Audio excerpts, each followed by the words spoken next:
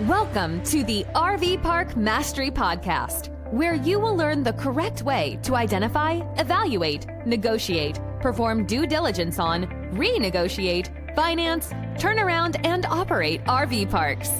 And now, here is your host, the fifth largest owner of RV and mobile home parks in the U.S., Frank Rolfe. Welcome back to the RV Park Mastery Podcast. This is Frank Rolfe. I'm glad you're with us.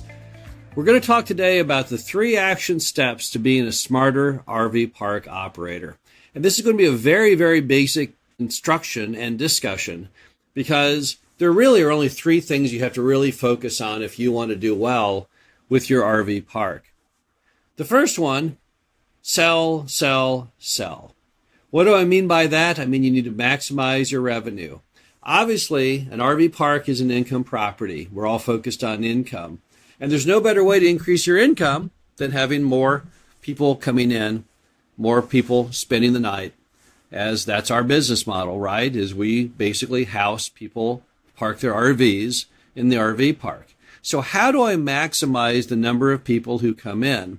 And how do I maximize how many nights they stay? Well, the first thing you'll find, if you're going to go ahead and focus on sell, sell, sell as an operator, is that you want to go ahead and make sure that you are in keeping with the modern culture of the internet. Many of these moms and pops that you buy from, that was their big weakness. They never were able to adapt. Yes, they were great at going down and leaving flyers at the tourism office. Yes, they were great talking to all the big events like the state fair, letting people know they had RV spaces. But when the internet came on the scene back in the 1990s, things didn't do that well. They could never really master the technology, and kind of like producers in Hollywood back when they changed from silent to talkies, they weren't really sure it was here to stay. So they never really put in the effort, and some even to this day probably think it's not going to stay. But we all know that it in fact is. Often with an RV park, the very beginning spot you need to have is you need to have a great website, and then you need to have very strong internet search engine optimization. You need to, when someone puts in RV park in that general area of America where you are, you need to make sure that you pop up. If you don't pop up, then you're going to miss a lot of customers because a lot of people today, that's how they find where they go is they search online. You have to make sure that when they do search online, that you come up near the top. If you have not accomplished that yet and you don't have the skill to do it, have somebody else do it. I know you've got some kind of neighbor kid who's very well versed in the internet who can help you, and at a more higher price, there are definitely businesses that will help you do that as well. At the same time, don't forget the old-fashioned methods of marketing. Don't just say, well, I'm on the internet now and I've got a nice website and I've done all that I can do. Because remember that a lot of your customers are not millennials. They're baby boomers, silent generation folk, people who also don't believe in the internet like the moms and pops didn't. Make sure you still staff those slots at the rest stops with flyers on your RV park. Make sure that you have great signage out front. Do all the things that you can do, both from an internet technology perspective as well as a non-technology perspective. Because if you're going to sell, sell, sell to the fullest, you have to be sure that you've cast as big a net as you humanly can. Also, don't forget, you need customer reviews. A lot of people, when they look online, what are they looking for? They're not only looking for you saying, hi, come to my RV park. They're looking for affirmation from somebody who's actually been there who said, yeah, this is a fun place to go. I really like this, and give you a good star rating. How do you get those customer reviews? You have to ask for them. Every time someone checks in or checks out, remind them that you would really appreciate some kind of customer review. Now, when you open that Pandora's box, you can't close it. So hopefully they're going to give you a good review. But it's worth the gamble of getting that 1 or 2 reviews that are 1 star or 2 star to have a sea of those that are 4 and 5. Most people are terrified of RV parks that have no reviews at all. They're probably more afraid of one with no reviews than they are with one that has a few bad reviews, because it just doesn't seem normal if a business doesn't even have any reviews. So you've got to push for those reviews as best you can. And in order to better your odds of good reviews and better your odds of word-of-mouth advertising, you got to make sure you have happy customers. That's right. A big part of sell, sell, sell is happy, happy, happy. If your customers love what you do, they enjoy being there, if you are a consummate host, They will reward you by telling all their friends and neighbors, have you been to this RV park? I like it a lot. And on top of that, you can also guess that happy people tend to stay longer. They also tend to come back more frequently. So when you add it all together, what it really means is you need to cast as big a net as you can on the advertising side to draw people to your property. But then you need to make sure once they get there, they're super happy. It will not get you anywhere if you can do one without the other. The whole key to sell is maximization. That's maximization of customer satisfaction and also maximization of number of customers coming in. Now let's turn over to cut. Now what can you cut in an RV park? What costs can you cut? Well, that is a key question because you don't dare cut down on your quality. If you cut down your quality of service to the customer, you've just blown item one.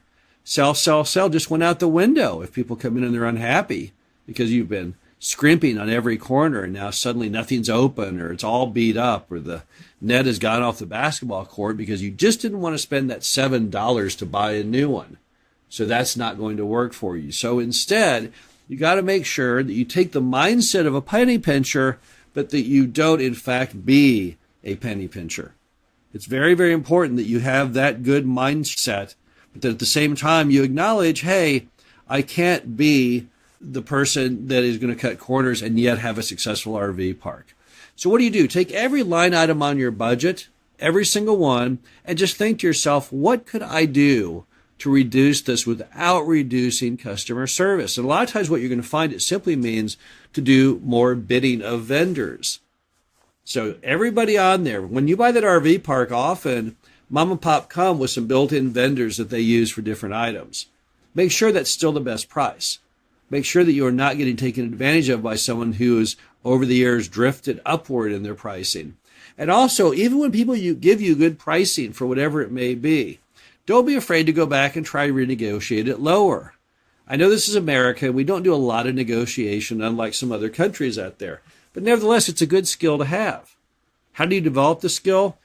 Watch a few episodes of American Pickers. Watch a few episodes of Pawn Stars.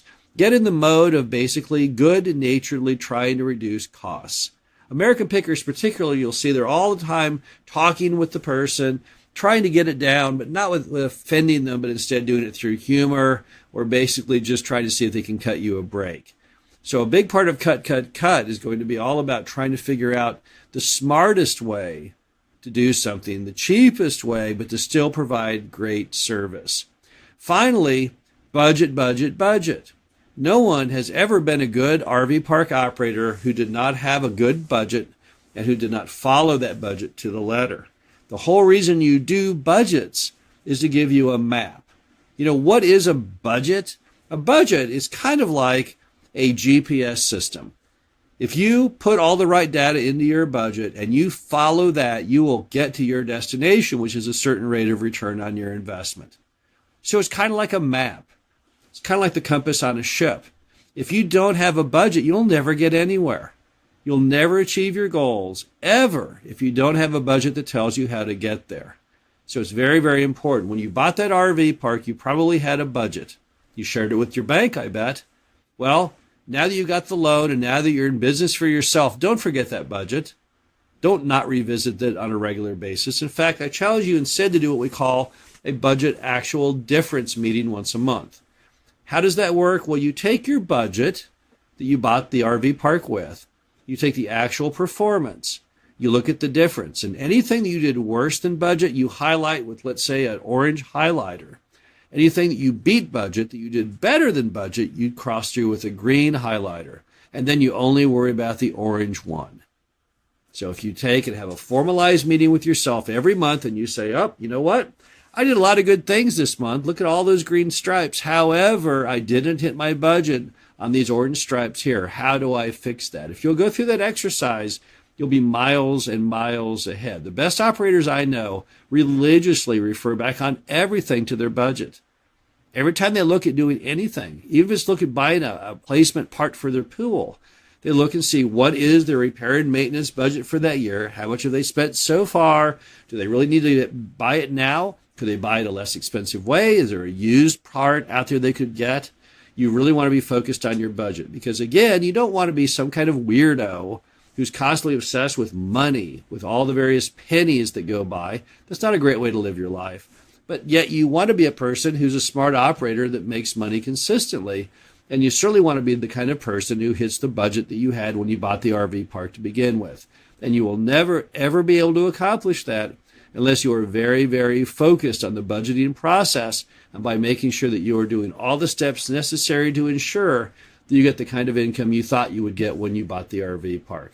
So this is Frank with the RV Park Mastery Podcast. Hope you enjoyed our 3 action steps to being a smarter RV park operator. I know you can do it. I know that many, many people out there listening are saying, well, I don't know if I'm up to it. I know you're up to it. Anyone can sell, anyone can cut, and anyone can budget. It's done every day, and you can do it too. We'll talk to you again soon. Thank you for listening to the RV Park Mastery Podcast. Be sure to visit us at www.rvparkmastery.com, where you can learn the correct way to identify, evaluate, negotiate, perform due diligence on, renegotiate, finance, turn around, and operate in RV parks.